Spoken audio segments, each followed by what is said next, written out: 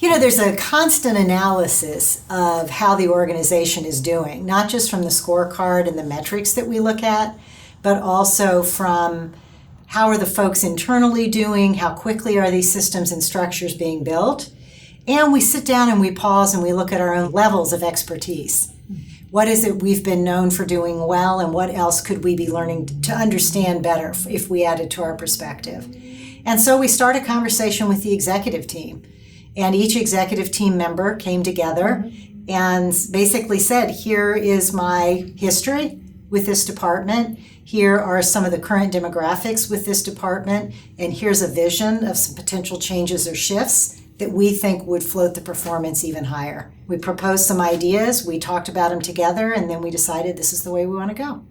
A good friend of mine told me this, a mentor actually of mine a long time ago. When you're picturing something new, it's very tempting to look in the rearview mirror because there's comfort. You just went through it, you know what it felt like, you know what to expect.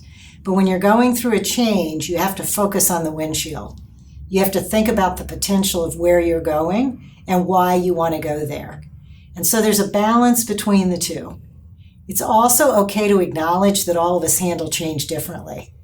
And so if you're someone who's really, really good at doing the same thing every day, thank heavens, because you probably have a position where we're very reliant on that. On the other hand, as we start to make the change, let people know if you're struggling with it, because there are things that we can do then to support you. What we're going to get out of this is a stronger organization tomorrow and a more wind in the sails for getting to 5 million students by 25. When I think about Mary Catherine and Rob Giroir and 2 other employees, I don't know who they were, sitting together as a 4-person office way back when Avid first started at the county office.